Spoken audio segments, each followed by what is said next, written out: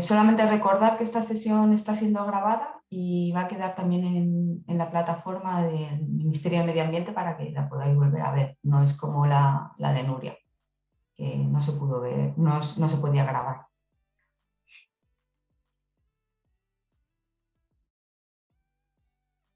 Bueno, solo a modo introductorio, pues decir que este es el último módulo que cuenta con una única sesión del curso de Introducción a la Investigación Científica Ambiental, Teoría y Práctica de la Caracterización de Ecosistemas, que ha sido realizado por la Red Iberoamericana de Introducción a la Investigación en Ciencias Ambientales, que es una red que ha sido o que está conformada por la Universidad de Atacama, el Ministerio de Medio Ambiente, concretamente por la Seremía de Medio Ambiente de la región de Atacama, y por investigadores de la Universidad Rey Juan Carlos de Madrid. Entonces, yo creo que ya vamos teniendo mayor participación. Vamos a proceder. Bueno, como decía, esta es la última sesión que vamos a tener hoy. Consiste en un taller de escritura científica en el cual, pues,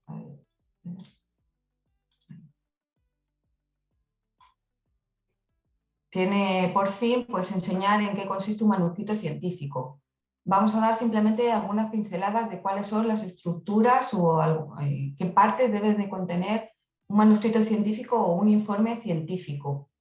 Los informes científicos van a recoger todo lo que tiene que ver con el proceso de la metodología científica, es decir, en él se van a detallar pues, tanto la brecha de conocimiento, el planteamiento de la hipótesis, los objetivos del estudio, cuál ha sido la metodología seguida, los resultados que se han obtenido a través de la metodología científica, cómo se lleva a cabo una discusión de esos resultados y finalmente también recoge las conclusiones junto con otros elementos que veremos también a continuación. No existe un formato exclusivo para los manuscritos ni para los informes científicos, pero sí que hay una serie de elementos y partes que lo van a hacer característico. Y tienen normalmente unas partes que están bastante bien diferenciadas. Como os he dicho, no vamos a ir muy en profundo con todo lo que se puede llevar a cabo dentro del taller de escritura científica porque es algo muy amplio y que nos llevaría a muchas más sesiones. Pero os invito a que en cualquier momento paréis la sesión, lancéis vuestras preguntas y se van a responder en el momento, ¿vale? Entonces, bueno, yo ya me conocéis anteriormente por la primera sesión. Yo soy Estefanía Bonnay.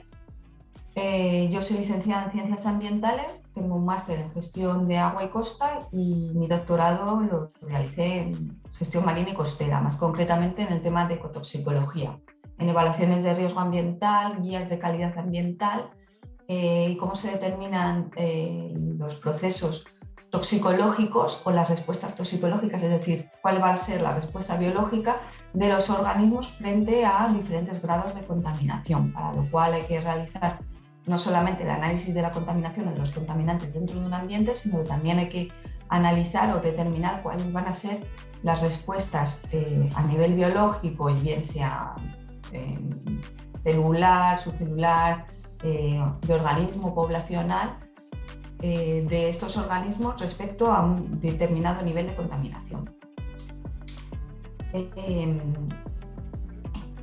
Bueno, voy a comenzar con un par de tiras cómicas que he sacado del PhD Comics. Entonces, bueno, al contrario que lo que ocurre con las novelas o con las columnas de opinión, resulta bastante curioso cómo un informe científico va a tratar de robotizar o de deshumanizar al investigador o al grupo de investigación. Es por ello que con estas dos tiras de cómic, si bien son sátiras, son bastante realistas. Es decir, se espera que con ellos se plasmen tanto hechos como evidencias sin llegar a interpretar o sin expresar ningún tipo de opinión respecto a los resultados obtenidos. Cada línea que aparece en un manuscrito o en un informe científico tiene que estar o bien argumentada o refutada, es decir, no se mete lo que se conoce como paja, no hay relleno, hay que decir cuáles son los hechos o las evidencias de una manera bastante somera y rigurosa. Entonces, cuando se comienza un estudio ambiental, en este caso, pues cualquiera de los que hemos visto a lo largo del curso, existen diferentes motivaciones o aspiraciones que pueden ser o bien personales por parte de los investigadores o bien profesionales, es decir, se pretende llegar a plasmar o a conseguir un objetivo científico. Sin embargo, a la hora de presentar los resultados solamente se va a ver la imagen del investigador que está representado en este cómic, pues eso, por un cerebro y un palo. Va a dar igual el esfuerzo o la frustración surgida durante todo el proceso de investigación, y lo único que va a importar van a ser los resultados y las conclusiones halladas. Se va a tratar de demostrar el lado auténticamente profesional de una persona. Y bueno, en la segunda tira, que es un poco más cruel, muestra pues como un estudiante de doctorado que va a recoger los comentarios del director en su primer manuscrito, está lleno de tinta y finalmente le dice el profesor, bueno, que lo reescriba. Le realiza comentarios bastante duros, y cuando le dice que si hay algo que le gustó, el profesor incluso le contesta que menos mal que no le hizo vomitar. Bueno, pues esto es algo normal. Escribir manuscritos o informes científicos, aunque parece simple, es bastante complicado, pero por supuesto que se puede adquirir mucha más práctica, hay que escribir bastante, hay que leer mucho, y al final, pues con la experiencia se van a ir superando diferentes barreras. Lo que antes te costaba años o meses escribir, se puede llegar a escribir en tan solo semanas. Los manuscritos son y describen procesos de avance en el conocimiento, y es por ello que son necesarios para plasmar tanto los resultados positivos como los negativos, ¿vale? Me parece que hay un par de preguntas.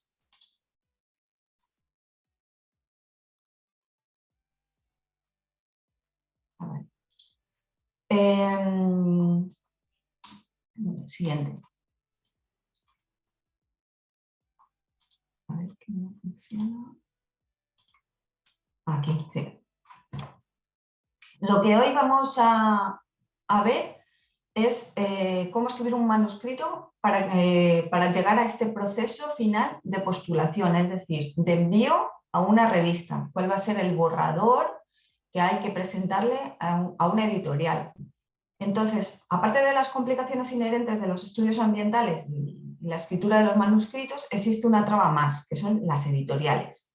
Los procesos de publicación son largos, tediosos y muy frustrantes. Hay muchas veces que las revistas imponen incluso sus propias normas, tanto de extensión, es decir, el número de páginas o el número de referencias que se puede incluir, el número de figuras y tablas. También existen plazos y en ocasiones es necesario incluso realizar un pago. Cuando una revista te pide o te exige un pago, no te va a asegurar tampoco la publicación. Es decir, simplemente son tasas que ellos tienen para poner las revistas o el manuscrito en Open Access, que es como abierto al público. Hay otras revistas que también van a restringir o van a hacer criba a través de exigir que sean estudios altamente novedosos, o por ejemplo, pues que no se acepten, por ejemplo, estudios regionales, y esto es lo que se conoce con el nombre de scopus de las revistas o el alcance temático. Tras la postulación, bueno, pues se va a iniciar el proceso de revisión inicial, que se observa, en el cual se observa pues, si el manuscrito está dentro del alcance temático de la revista o el alcance metodológico, si la información sobre la autoría y la afiliación están completas, si es confiable, si el documento cumple con los criterios de la revista, que esos son unas directrices que se dan a los autores por parte de cada una de las revistas, si el apartado bibliográfico es del tamaño adecuado, si se encuentra actualizado, si está compuesto por fuentes reconocidas con sus respectivos enlaces o DOIs, luego vamos a ver lo que es un DOI. Si el artículo aparentemente no ha sido publicado previamente en otra revista en otro idioma, bien sea pues, inglés, portugués, español. si el manuscrito muestra evidencias de plagio, si el manuscrito cumple con las pautas mínimas de redacción, ortografía, puntuación, si el manuscrito está acompañado de la documentación requerida, que es pues, tanto una carta de declaración de la originalidad del manuscrito o del trabajo, el formato de información de los autores, es decir, si están todas las filiaciones, todos los autores, si se ha declarado qué parte ha hecho cada uno de los autores. Entonces, bueno, los manuscritos con evidencias de plagio o información falsa de los autores quedan completamente descartados en el primer proceso. O sea, cualquier manuscrito que se plantee con un inconveniente ético son inmediatamente rechazados. Las revistas no los quieren y de hecho incluso hasta sirve como un poco de vergüenza a nivel científico. Entonces, bueno, tanto el contenido como la forma de los manuscritos se va a someter a una evaluación. Primero es por parte del editor y luego va a pasar otra evaluación mucho más minuciosa una vez que el autor, o sea, que el editor considera que es apta para esa revisión o para esa revista, va a pasar a una segunda revisión que es lo que se conoce como la revisión por pares. Entonces, esta revisión por pares se lleva a cabo a través de investigadores de manera anónima y gratuita que tienen expertise en el tema. Ellos van a poner en duda pues, tanto la calidad del estudio como la redacción del informe. Se van a realizar preguntas, comentarios, se levantan argumentos que son necesarios contestar para seguir avanzando en el proceso, y si el editor no los considera suficientes o de peso, el manuscrito puede ser rechazado de nuevo. Si el editor considera que están bien o que tienen pequeñas o ligeras correcciones que se llaman minor revision o requiere unas revisiones o unas mejoras un poco superiores, se llama major revision, se continúa con el proceso. Y este proceso se puede continuar una o varias veces o con varias rondas hasta que el editor lo estime necesario, sin olvidar que existen plazos en estos procesos. Hasta que finalmente el editor decide que ya está perfectamente ejecutado o tienen ya la forma y el contenido perfecto para que lleve a cabo, o sea, pueda ser publicado y se recibe el esperado mail de aceptado para publicación. Entonces es cuando comienza otro tipo de revisión, que es la revisión un poco de la forma y el formato que tiene que tener de acuerdo a cada una de las revistas.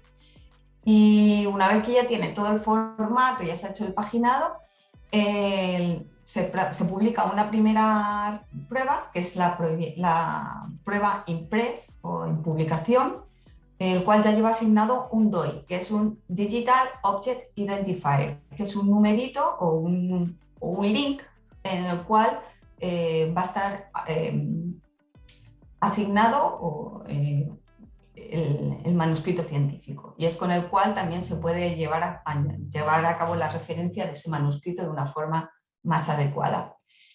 Y bueno, una vez que ya se le asigna el volumen, el número, las páginas que le corresponden, ya finalmente llega a la publicación final. Bueno, pues en todo este proceso, o a esto es a lo que se aspira cuando se escribe el manuscrito científico. Pero hoy, como decía, hoy nos vamos a quedar en este paso previo, o sea, todo lo que tenemos que hacer antes de llegar a la postulación.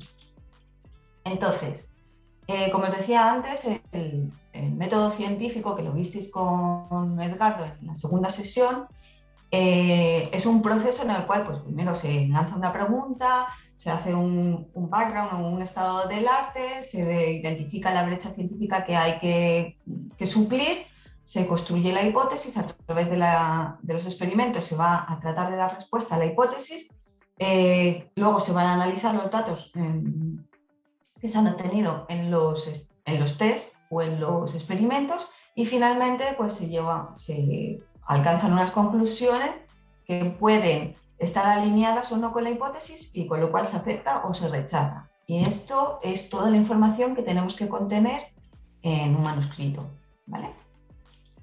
Entonces, Los manuscritos científicos, también conocidos como papers, son documentos que poseen entre 5 y 20 hojas de descripciones completas de descubrimientos científicos originales.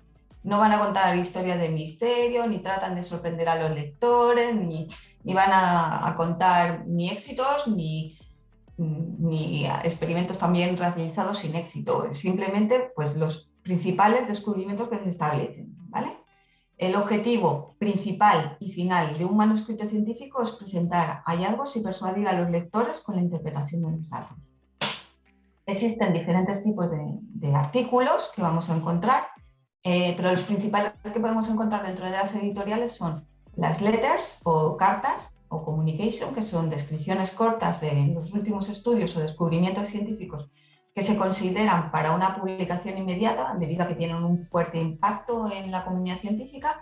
Las research notes o notas científicas, que son notas de investigación que son típicas de descripciones cortas y son consideradas como menos urgentes para la publicación. Los manuscritos científicos, que son los los que nombré antes, que pues eso, poseen entre 5 y 20 hojas y tienen descripciones completas de los descubrimientos originales y van a incluir todo el proceso con un poco con más detalle. Y las review o las revisiones de los científicos, que no van a cubrir investigación original, sino que van a ser como compilaciones de resultados con múltiples artículos narrados de forma coherente. El idioma oficial en el cual se presentan la mayoría de los manuscritos suele ser el inglés. También hay manuscritos que están en español, en portugués, dependiendo de la revista. Pero los de revistas internacionales se ha optado por generalmente presentarlos en idioma inglés.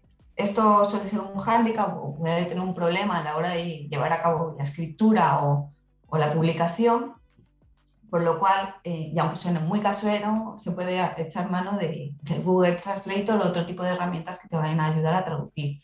Si finalmente en el proceso de revisión piden una revisión profunda del inglés, puesto que no es nuestro idioma materno, será necesario pues, pasar a alguno de los coautores cuyo idioma materno sea el inglés, o bien pagar a alguna empresa externa que pueda realizar una revisión minuciosa del idioma. De hecho, estas empresas muchas veces lo que hacen también es que realicen estas ediciones no solamente del idioma, sino también de la forma o del contenido, ya que están bastante focalizadas en realizar este tipo de estudios. Entonces, la estructura tipo de los manuscritos científicos es la que vamos a encontrar a continuación, ¿vale? Se parte con un resumen o abstract en el cual pues, se va a contestar a las preguntas del proceso experimental que vemos en esta otra columna, en la primera columna. Es qué se hizo y qué se obtuvo. En la primera parte del manuscrito aparece la introducción en el cual se plantea el problema. ¿Cómo se resolvió el problema? Va a aparecer en la sección de materiales y métodos. ¿Qué se encontró en los resultados? ¿Qué significan esos resultados que se han obtenido en la discusión? Y finalmente, bueno, ahí ya la discusión también se incluye en las conclusiones. Y quien ayudó es los agradecimientos. Este apartado puede ser opcional o no, dependiendo de la revista.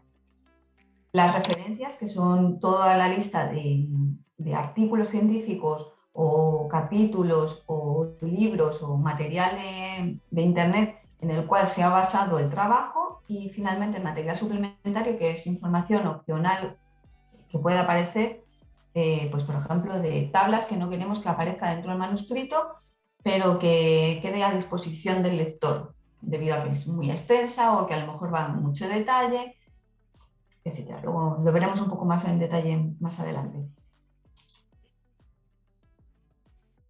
Bueno, pues como os decía, dentro del manuscrito científico tenemos unos elementos que van a ser fijos y que siempre vamos a encontrar, que son la introducción, los materiales y métodos, los resultados, la discusión. La discusión y resultados muchas veces la podemos ver dentro del mismo apartado. Y las conclusiones. O también muchas de las veces podemos encontrar la discusión y las conclusiones dentro del mismo apartado.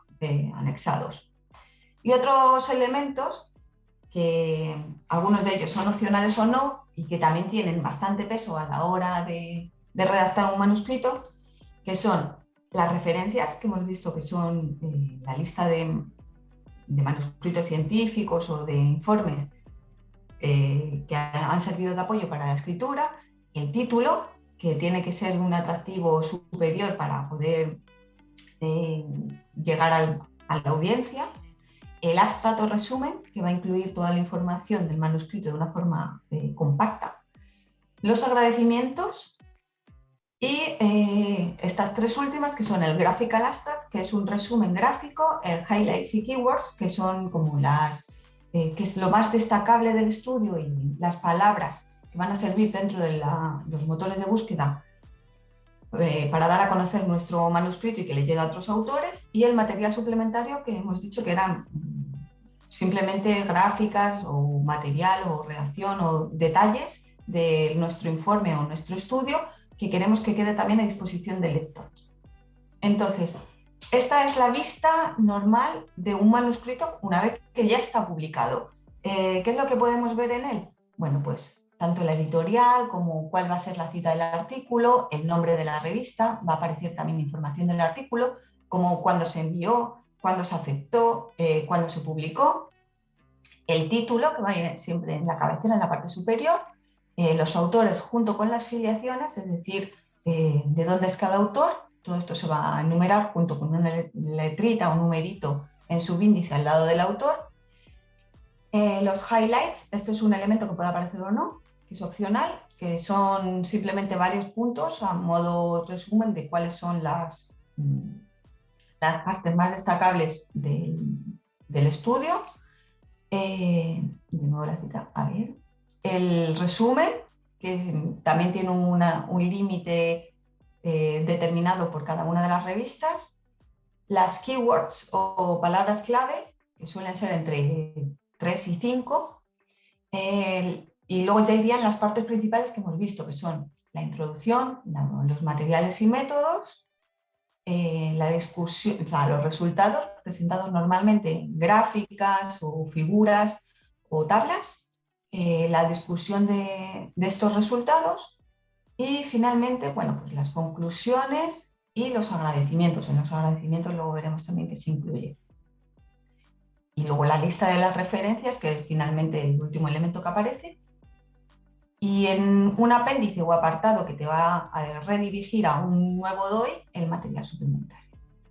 Entonces, dentro de la introducción, bueno, pues la información que se establece dentro de la introducción se puede establecer, normalmente se establece de forma piramidal, o de pirámide invertida, o de cono. La información de la introducción, bueno, pues tiene que estar respaldada siempre por referencias. Es una de las secciones que va a albergar mayor número de referencias. Se tiene que incluir qué se conoce del tema y por qué es tan importante. Se va a presentar el problema, la posible solución y, es decir, bueno, cuál va a ser la hipótesis. Se realiza un breve análisis del tema, se van a nombrar tanto las brechas existentes o los fallos en las metodologías, así como los ejemplos de estudios similares ya realizados por otros autores. No se incluyen detalles sobre métodos o la discusión de estos. Y bueno, lo más importante es que en el último párrafo siempre alberga los objetivos de estudios para llevar a cabo la hipótesis. ¿Vale? Entonces, normalmente también se puede escribir del argumento al contexto, pero normalmente se escribe del contexto al argumento. Se va de algo muy general a algo muy concreto para plantear nuestro problema, ¿vale? Entonces se plantean los antecedentes, la información desconocida, cuáles son los propósitos de la investigación y finalmente el alcance o las propuestas o las posibles soluciones que se van a alcanzar a través de los objetivos del estudio, ¿vale? Entonces, bueno, como os decía, siempre el último párrafo de la introducción, ¿saben? Ya conociendo que la siguiente sección es la sección de materiales y métodos, tiene que presentar siempre el objetivo o objetivos del estudio. Entonces, bueno, aquí he señalado varios en los cuales siempre más o menos empiezan con la misma frase. En este paper, en este manuscrito, el caso de estudio utilizado, el objetivo de este trabajo fue, en el presente trabajo se alcanzaron 3 objetivos, el propósito de, simplemente para que seáis conscientes de que esto es una estructura ya fija y que lo consideréis a la hora de escribir vuestro manuscrito. Entonces, un poco teniendo en cuenta la información que aparece dentro de la introducción, se puede estructurar en 3 párrafos o 3 partes, que son la primera, es la información que ya se conoce con respaldos, con referencias, es decir, en qué nos basamos o el estado del arte o el planteamiento de la pregunta. Una segunda parte, un segundo párrafo con las brechas, con la información desconocida, planteando el problema y la hipótesis. Y la tercera parte, que es el propósito de la investigación, que va a proponer ya las soluciones más propuestas. La longitud de una introducción es más bien larga. O sea, hay algunas revistas que si te restringen un poco la longitud, bien puedes acortar bastante información en la introducción, pero normalmente las introducciones suelen llevar bastante peso porque tratas de convencer de que tu estudio tiene un peso. Pero tiene que ser conciso, o sea, no se van a discutir otros trabajos o datos, simplemente se informa de que existen. La parte de discusión o de comparación con los resultados de otros autores o de otros trabajos se va a llevar a cabo en la parte de discusión o en la parte de los resultados. Y bueno, tiene que tener cierta consistencia. La introducción tiene que estar de acuerdo o alineada con el resto de las secciones del manuscrito. A modo de ejemplo, bueno, en este manuscrito está planteado en 4 párrafos simples para que veáis que también existen introducciones cortas, 4 párrafos que van a ser el planteamiento del problema, el fallo o brecha de conocimiento, la pregunta de hipótesis y el alcance o el plan, que como podéis ver, pues también empieza o tiene la frase mágica de el objetivo del estudio o nuestro objetivo es. Y eso tendría una introducción perfectamente armada. La segunda parte, o sea, la segunda sección que suelen tener los manuscritos son los materiales y los métodos. Esta es la parte más descriptiva de cualquier manuscrito, de cualquier informe científico. Tiene que tener datos bien específicos respondiendo a preguntas de qué, cómo, por qué, cuándo, dónde, todo. Entonces, ¿en qué? Pues, ¿qué tipo de muestras se han recolectado? Si son biológicas, si sedimento, agua, sedimento, fósiles, los objetos de estudio, si van a ser o qué tipo de programas hay, los análisis químicos que se llevan a cabo, los tratamientos de datos, la estadística que se ha aplicado, por qué se ha aplicado esa estadística, cuáles son los límites de detección instrumentales, cuáles son los protocolos seguidos, por qué se eligen esos protocolos, cómo se ha realizado el muestreo o la recolección de las muestras, cómo se han mantenido esas muestras hasta que se llevó a cabo el análisis. ¿Qué tipo de muestras se analizaron? ¿Por qué? Si se realizaron entrevistas, ¿cómo se realizaron? ¿Qué tipo de muestreo se realizó? Si fue aleatorio, por cuadrantes. Si se utilizaron materiales certificados a la hora de llevar a cabo los análisis. Si se han elegido los controles, los blancos. Todo, o sea, incluso desde la instrumentación que se va a llevar, se va a utilizar, incluso la marca, hay veces que también te piden bueno, los volúmenes, las diluciones, las unidades, los tipos de análisis que se llevan a cabo en el laboratorio, las digestiones, el procesamiento de las muestras. Muchas veces esta información se puede colocar de forma un poco más compacta, diciendo que se ha seguido la metodología de tal autor. Pero normalmente siempre te piden que incluyas una breve descripción en la cual pues, hay que contestar todas estas preguntas que se plantean aquí. ¿Cuándo se realizó también el estudio? ¿Cuándo se recolectaron las muestras? ¿Cuánto tiempo ha pasado entre un muestreo y un muestreo? ¿Cuál es el tamaño de muestra? Eso es muy importante, conocer el tamaño de muestra, que siempre se va a nombrar dentro del manuscrito científico con N. N normalmente mayúscula, hay veces que se pone en minúscula y en cursiva. Algo de lo que nunca se habla en materiales y métodos ni en ninguna parte del manuscrito va a ser ni de los presupuestos ni de los costos, jamás. Solamente se habla pues, del número de muestras o del número de análisis, del laboratorio donde se realizó, o por qué se eligieron esas muestras o esos parámetros.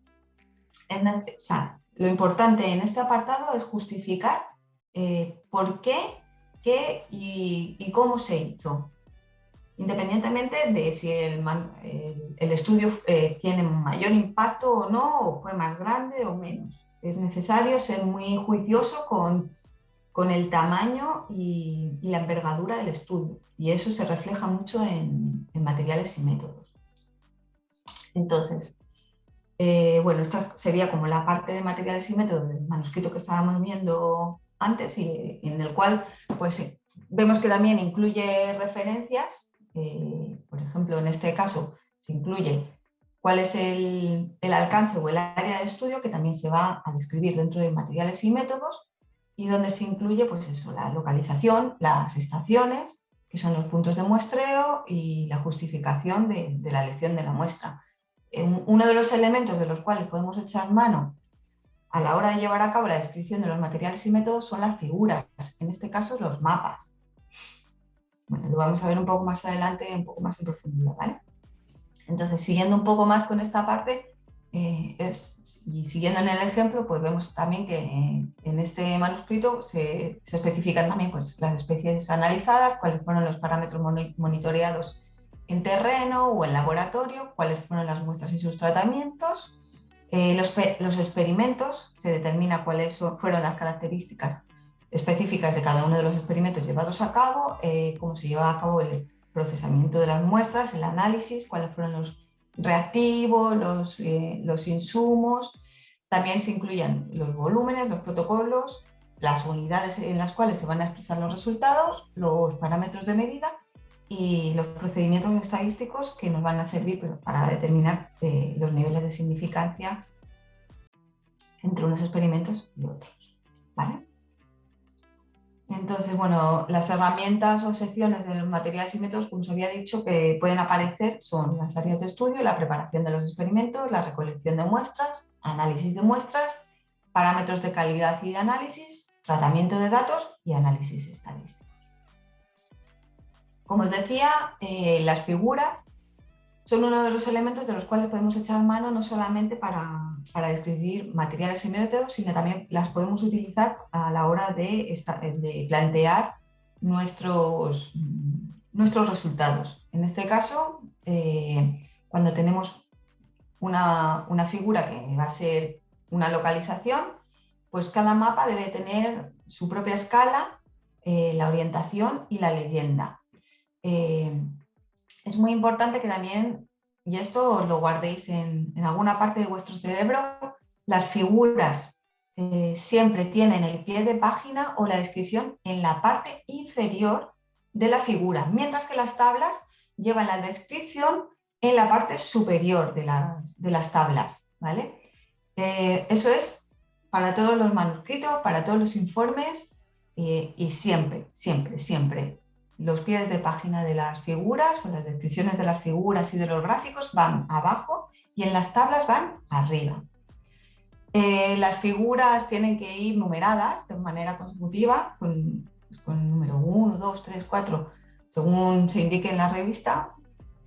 Y también deben de incluir, bueno, como os había dicho, aparte de la leyenda, la orientación y la escala, los nombres referenciales, los puntos de muestreo, la nomenclatura dada que tiene que coincidir con la del manuscrito, y la otra cosa es que las figuras y las tablas también tienen que aparecer en el texto la primera vez que son nombradas en el texto, para que el manuscrito lleve a cabo o tenga una cohesión. Entonces, la siguiente sección que vamos a encontrar en tu manuscrito científico tiene que ver con los resultados.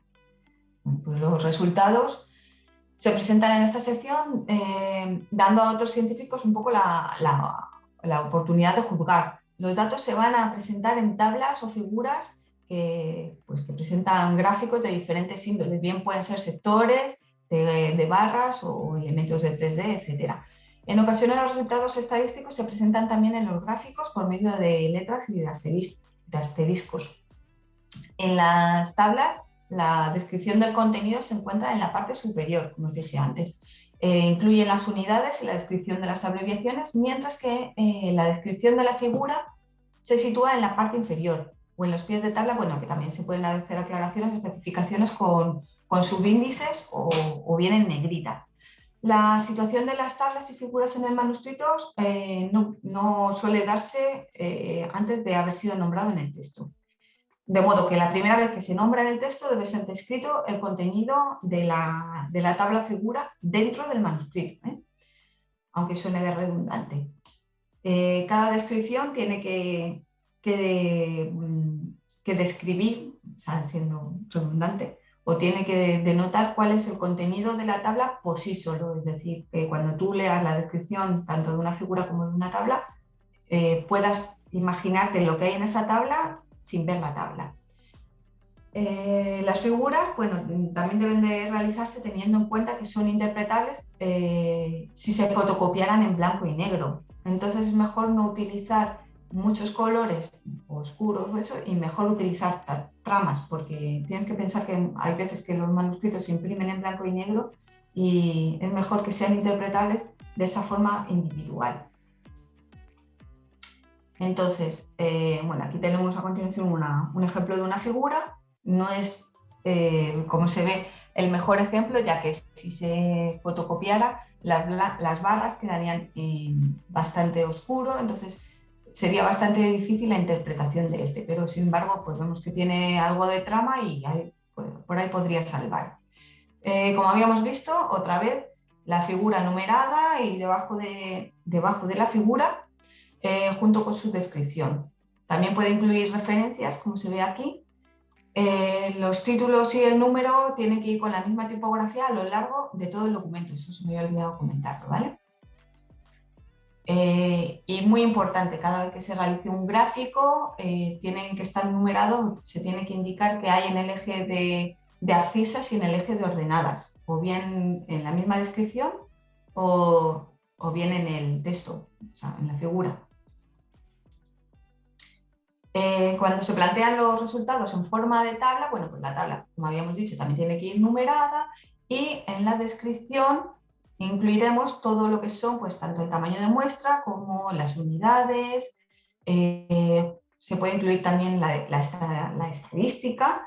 También en esta misma tabla aparece pues un pie de tabla en el cual también existe una descripción un poco más extensa de lo que existe dentro de la tabla. Se pueden incluir unas descripciones un poco más detalladas haciendo uso de los subíndices o de los superíndices, ¿vale?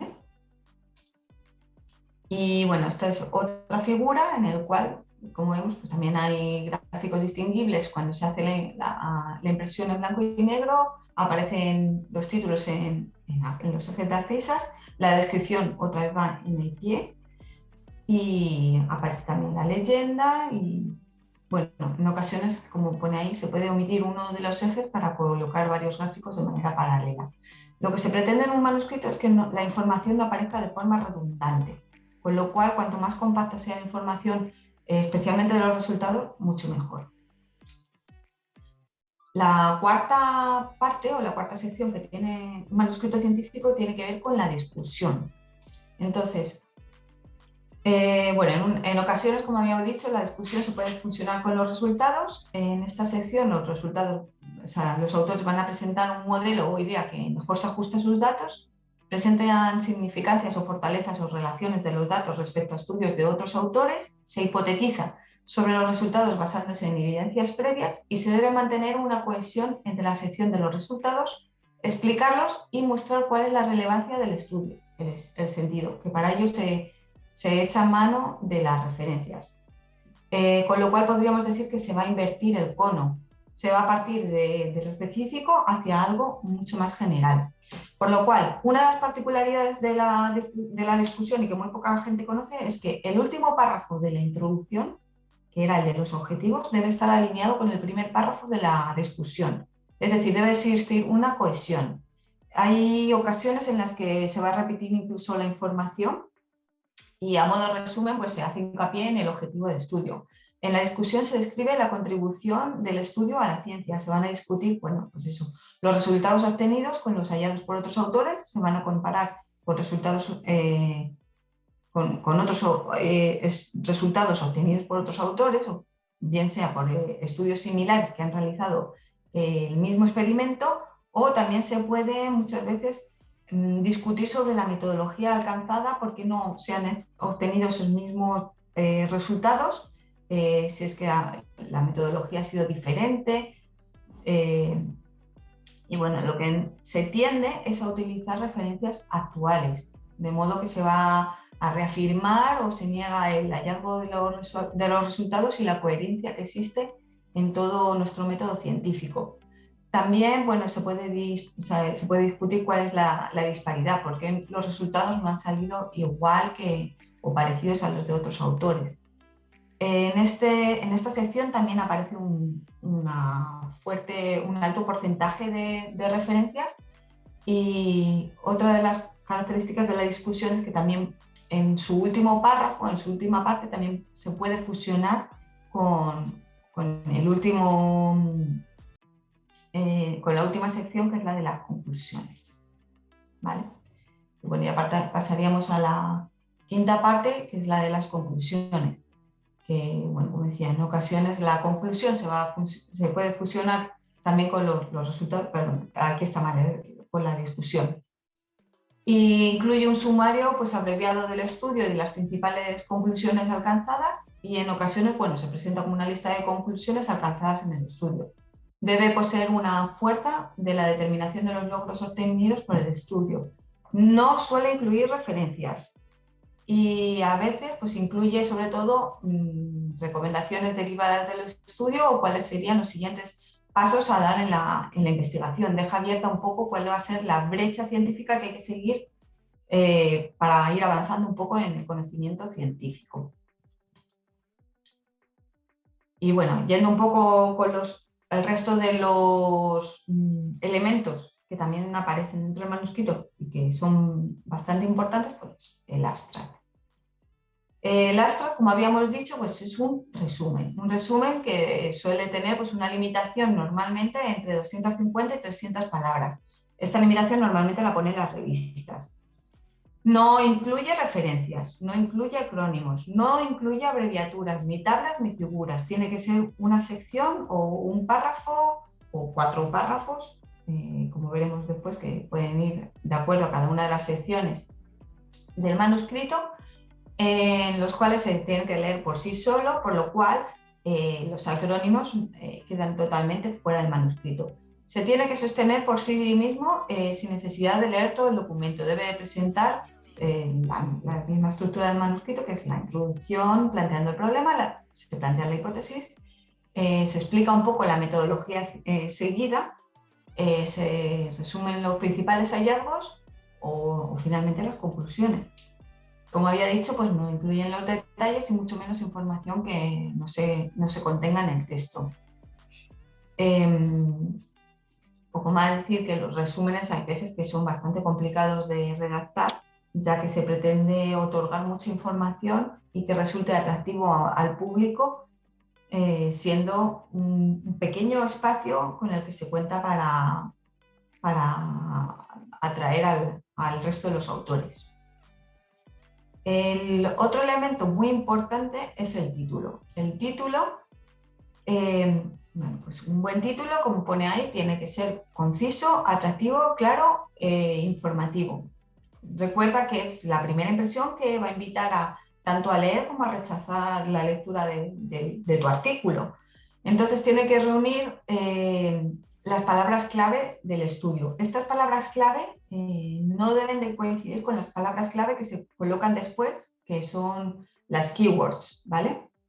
Ya que las palabras que aparecen En el título normalmente entran de forma directa dentro de los motores de búsqueda de los buscadores de los manuscritos. Puede ser generalista o puede ser bien específico.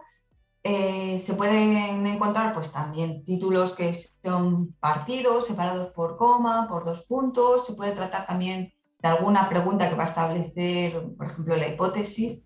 No incluye tampoco ni abreviaturas ni referencias. Va a enfatizar siempre el tema principal del manuscrito, es decir, no te vas por los cerros de Úbeda, tienes que ser bastante concreto con qué es lo que está explicando o cuál es el objetivo de tu estudio.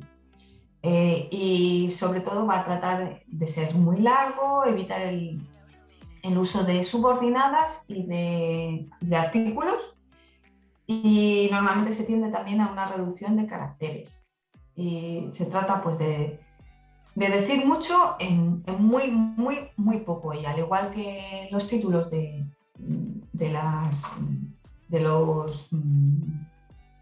los artículos periodísticos, se trata también de que sea atractivo y genere cierto impacto en el resto de los lectores. ¿Vale? Entonces, normalmente sigue la regla ACR, atención, curiosidad, receptividad. Trata de generar atención, el titular o el título tiene que ser capaz de hacer que el lector se detenga lo que esté haciendo en ese mismo momento y preste atención a la idea presentada. Tiene que generar curiosidad, o sea, un titular pues tiene que generar o despertar suficiente curiosidad como para que el lector siga leyendo, y tiene que generar una receptividad. El título o el titular debe vencer la desconfianza natural del lector y situarle en un estado emocional receptivo. Las emociones son capaces de influenciar poderosamente en las personas, dependiendo de cuál sea la audiencia. Bueno, pues vamos a necesitar utilizar unas determinadas emociones u otras.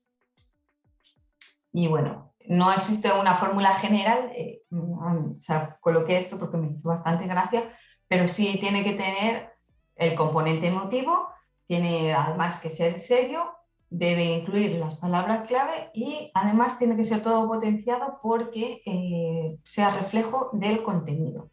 Lo ideal, bueno, van a ser unos encabezados que lleven entre 75 a 100 caracteres, que esos son unas 10 o 15 palabras, si son menos incluso mejor, y deben intentar evitar pues, tanto el uso de comas, de paréntesis, de signos de interrogación y de dos puntos, ¿vale?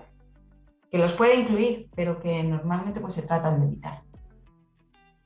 Y bueno, aquí os he puesto algunos ejemplos que son títulos bastante curiosos o que tratan de llamar la atención del lector a través de, bueno, haciendo un poco consímiles con películas o con otros libros o con dichos. Entonces, pues Fantastic Tales and Where to Find Them, básicamente que tiene que ver con la película.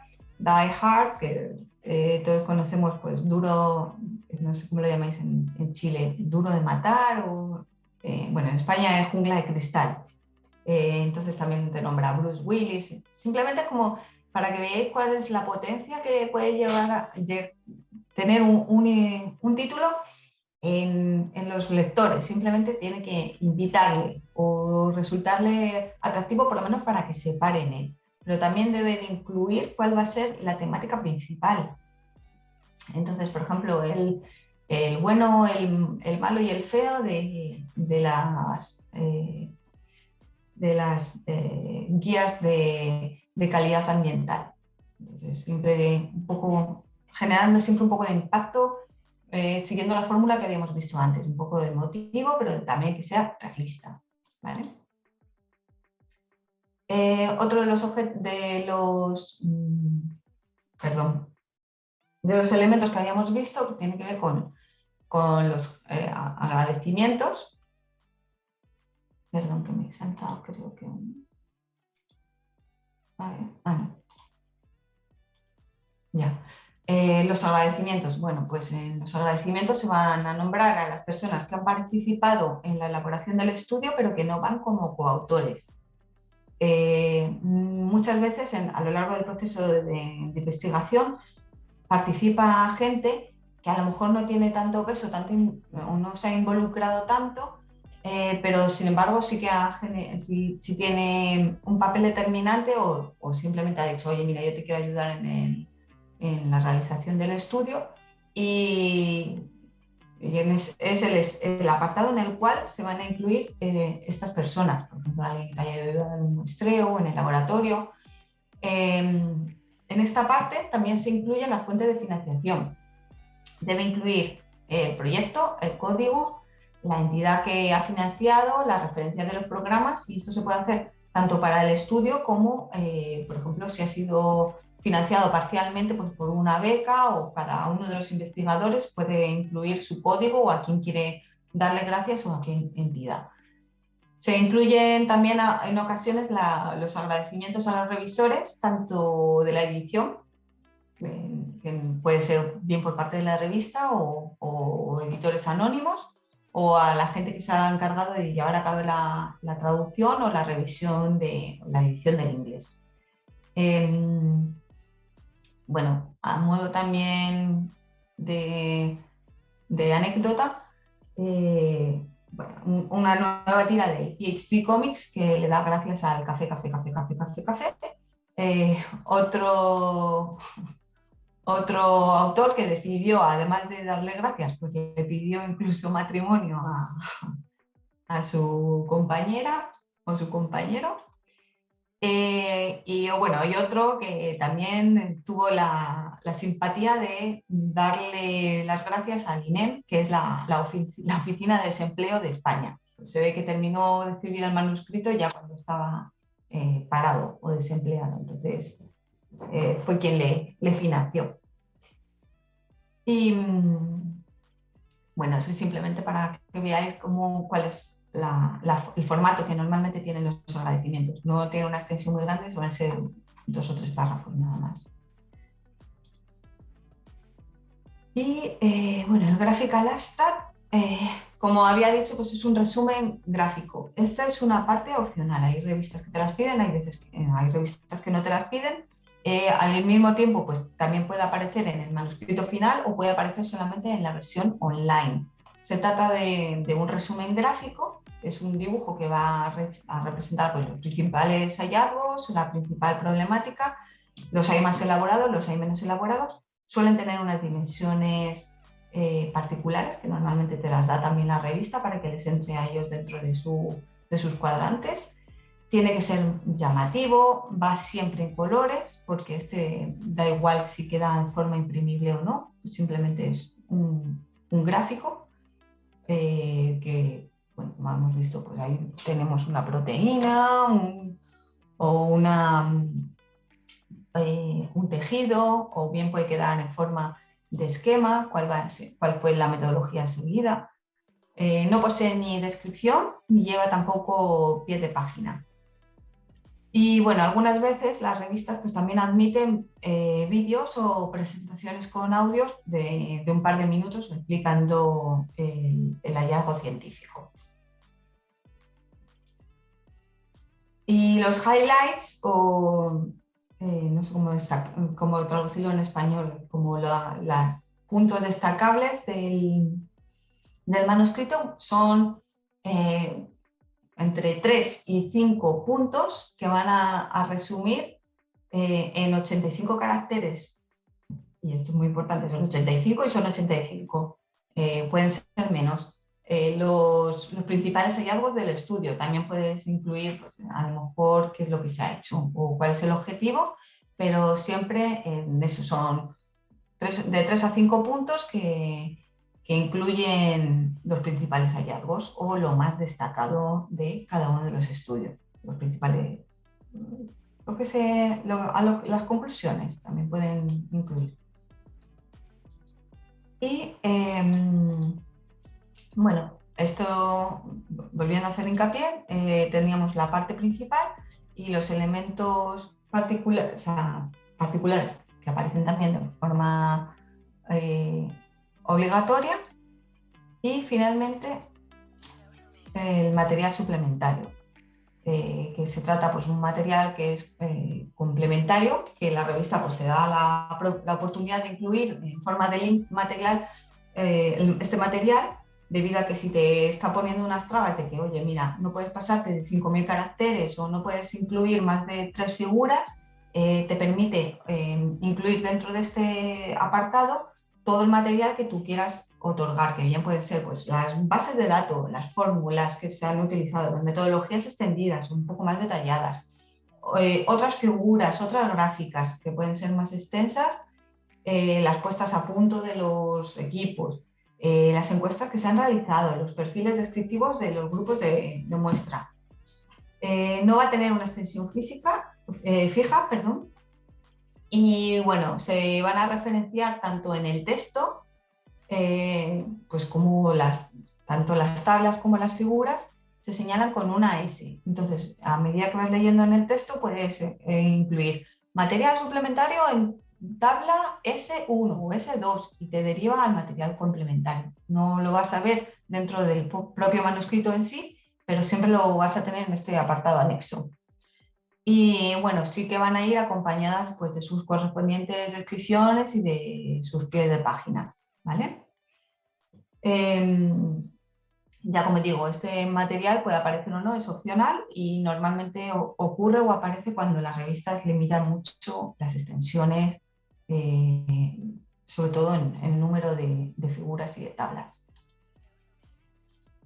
Y bueno, y finalmente,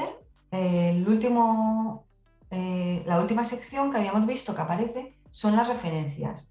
Pues los artículos se fundamentan en trabajos pasados a través de las citas. Las referencias se encuentran pues, a lo largo del texto en forma abreviada y en la última sección, como hemos visto, en forma de lista, que puede aparecer en forma, o sea, en orden alfabético o bien numeradas, dependiendo de cuál vaya a ser el formato que exija la revista a la hora de establecer la referenciación. Las citas tienen diferentes formas o formatos, que luego os voy a indicar más o menos cuáles hay, porque hay varias. Las referencias que tengáis muy en cuenta, que son el síntoma más inmediato de la calidad de un trabajo. Un trabajo que vaya a tener las referencias actualizadas y con un formato correcto van a ser uno de los objetivos clave de los revisores. Muchas veces los revisores a lo mejor se leen el abstract y van directamente a las referencias simplemente para determinar si ese trabajo es exclusivo, es innovador, qué peso tiene, si se ha fundamentado a lo mejor en revistas de alto impacto, un Science, Nature, o incluso, y yendo más allá, la forma en la que están escritas las referencias. Muchas veces se da por hecho que un trabajo no es minucioso o no es riguroso si es que las referencias están incompletas o porque van a ser un fiel reflejo de cuál ha sido la forma de escritura de ese manuscrito y por tanto de cómo se ha ejecutado el trabajo, ¿vale? Entonces, no penséis que es simplemente la lista de en qué se ha basado o con qué se discuten los resultados, sino que también es un fiel reflejo de cuál es la calidad del trabajo, ¿vale? Por ejemplo, sin menospreciar todo lo que tiene que ver con el material bibliográfico que se encuentra en la web, no es material muy confiable. Dentro de las revistas internacionales mayormente se tiende a utilizar revistas de alto impacto o que se encuentran dentro de lo que se conoce como listas de indexación, ¿vale? Entonces, dentro del manuscrito vamos a encontrar las referencias en diferentes formatos, pero el más común y que va a aparecer es siempre cuando nos encontramos con una referencia que ha sido escrita o un informe científico que ha sido escrito por un único autor, aparece como el autor y entre paréntesis el año. Eso sí se incluye de manera directa, es decir, no sé quién dijo o no sé quién argumentó, entonces se dice, pues se incluye el autor y entre paréntesis el año. Sin embargo, si se coloca la frase y para referenciar esa frase de manera indirecta se va a colocar el autor coma, el año y se cierra paréntesis todo junto, ¿vale? Como vemos en la tabla. Cuando nos encontramos con dos autores, autor 1, o sea, el apellido del autor 1, el apellido del autor 2 y el año. Cuando hay más de 3 autores, se coloca simplemente el apellido del primer autor y se coloca el et al, siempre en cursiva, punto y entre paréntesis el año. Bueno, lo podemos ver aquí en los ejemplos que tenemos en este texto, ¿vale? Aquí tenemos, por ejemplo, Letal, este es una revista que tiene más de 3 autores, o sea, un manuscrito que tiene más de 3 autores, este tendría solo uno, este también tendría 3 autores, aquí tendríamos uno con 2 y se colocan los apellidos, tal y tal, coma y el año. También existe una forma determinada para colocar varios autores a la hora de referenciar dentro del texto, que normalmente te la da la revista, bien puede ser o por orden alfabético o por año de publicación, todo eso te lo determinan las guías o instrucciones para los autores que te da la revista.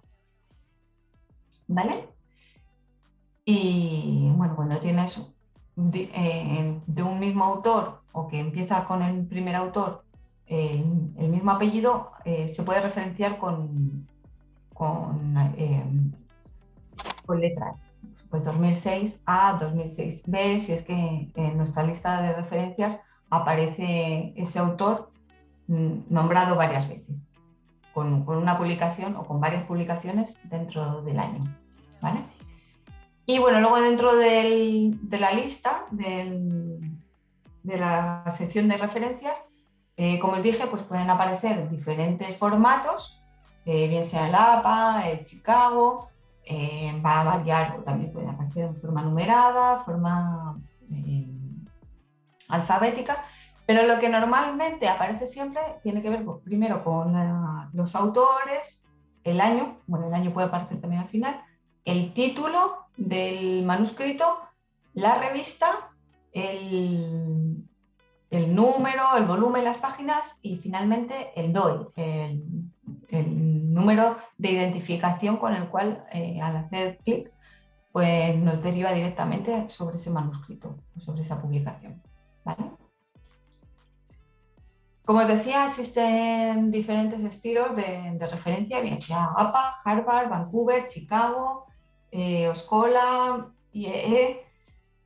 Existen diferentes. No existe ninguna que sea como la idónea o la general. Cada revista te va a exigir la suya.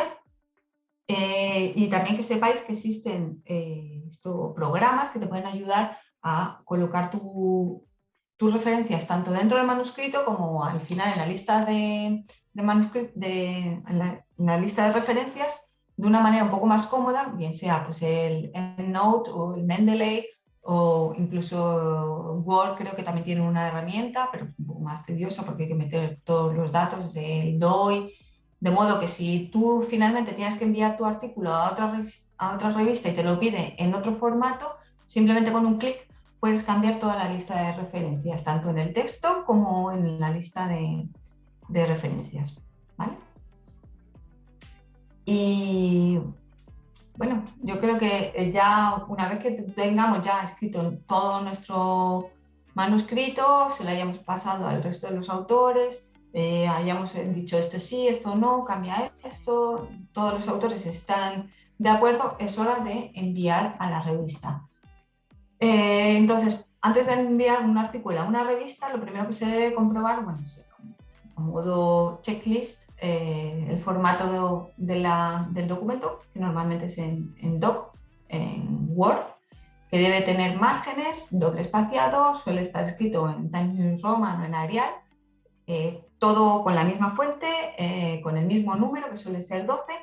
Se incluyen líneas consecutivas numeradas, tiene que estar completamente paginado, porque estas referencias van a servir luego para que a los revisores te digan en la línea tal o en la página tal tienes que cambiar o tienes que incluir esto, o en este párrafo de la línea a tal línea explícame o incluye la referencia, tal cual. Todo para que quede referenciado y el resto en la evaluación por pares te puedan indicar cuáles son los cambios que se tienen que cambiar, o sea, que se tienen que realizar. La numeración tiene que ser correcta por subsecciones, es decir, tiene que ir en número correlativo. Debe de incluir, pues eso, el abstract, las keywords, los agradecimientos, las referencias que no se enumeran. Se tiene que revisar también cuál es la gramática, la escritura del inglés. Se pone también si se dispone de una revisión por un nativo o no, se incluye también en los agradecimientos, si uno quiere. Y se llevan a cabo, bueno, pues las referencias mencionadas en el texto que tienen que estar dentro del reference list. Comprobar eso, el formato de las referencias que habíamos dicho antes, que sea completamente correcto, que tengan todo su punto, su coma, que vaya entre paréntesis los años, si incluye el DOI directamente con todo el link o simplemente un DOI, dos puntos, en función de cómo te lo requiera la revista, ¿vale? Se tienen también que comprobar cuáles fueron las fuentes de financiación que se tienen que incluir dentro del apartado de agradecimientos. Se incluyen también los permisos de material de copyright, de otros materiales que a lo mejor tú quieres anexar pues eso, compromisos o material adquirido. Se hace una declaración también de intereses, incluso si no la hay. Y normalmente las revistas lo que te sugieren es que incluyas una lista de potenciales revisores y de sus contactos. Incluso hay algunas veces que te incluyen o te preguntan si hay algún revisor que quieres que no te revise tu artículo, pues porque tenga conflicto de interés o cualquier motivo. También hay que revisar que están incluidas todas las figuras y tablas, incluidas tanto en el texto, incluir la numeración, incluir que han aparecido en el texto de manera consecutiva y en el punto donde se han nombrado por primera vez. Se puede también echar un ojo al título, que aparezcan los nombres comunes en inglés, los que están en latín en cursiva a lo largo de todo el texto, de todo el manuscrito, y bueno, que también incluya la primera letra mayúscula. Y bueno, la lista de autores que incluyan también, que estén en el orden correcto, con los nombres, apellidos, la afiliación, el email, y en ocasiones también se está pidiendo que se incluya el ID o el ORCID, que es como el número de identificación como para derivar un poco al profile. Entonces, este sería el aspecto que tendría un manuscrito científico antes de enviar a la revista. Parece que es muy de andar por casa, pero de verdad que es un documento Word que no le tenéis que tener mayor miedo y que tiene ese formato que hemos dicho antes. Pues el título, los autores, la afiliación y luego ya el resto de los elementos. El abstract, resumen, las keywords, la introducción y todo lo que hemos estado viendo a lo largo de esta charla, ¿vale? Y ya finalmente pues habríamos llegado a lo que estábamos deseando realizar, que es la postulación o el envío a la revista, para que se dé inicio al proceso que habíamos hablado, del que habíamos hablado anteriormente, que es la revisión por parte de la editorial. Y bueno, esto sería todo, una pequeña pincelada para tener en cuenta a la hora de escribir un manuscrito científico o una investigación. No sé si alguien tiene alguna duda, algún comentario o quiere decir algo. Creo que es el momento.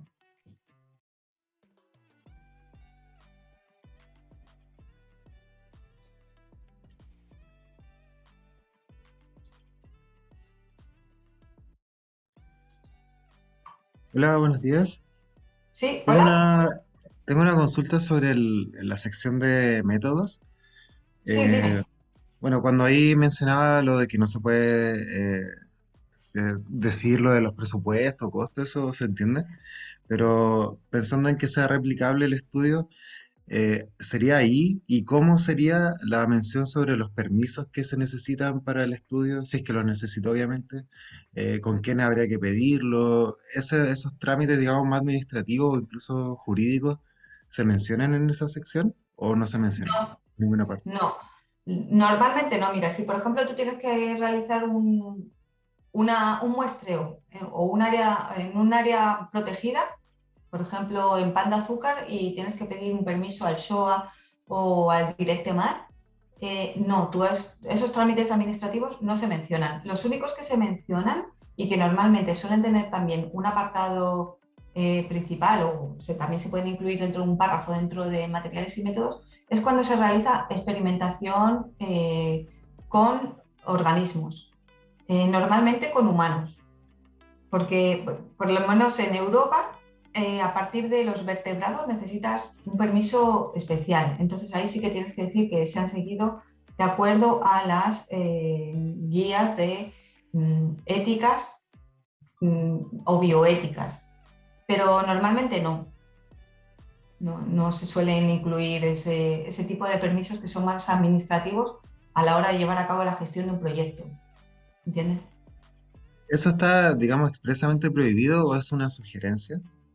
No, es que normalmente los revisores te van a decir que la quites porque no son trámites administrativos que no tienen que ver con el estudio.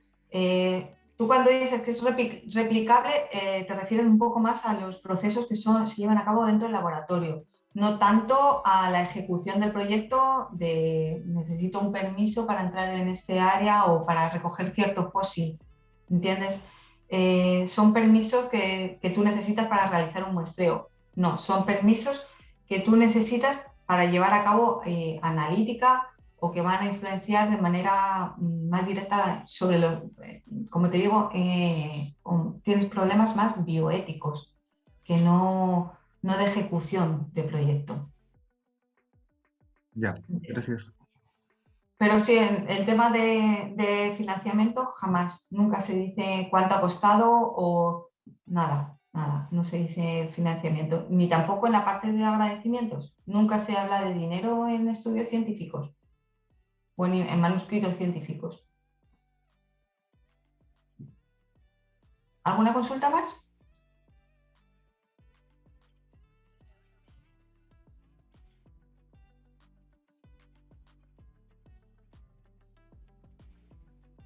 Ya. Bueno, pues entonces vamos a dar por finalizada la sesión. Eh, Os invito a que, bueno, me contactéis si os surge cualquier otro tipo de pregunta, ¿vale? Nada, que tengáis linda tarde. Chao.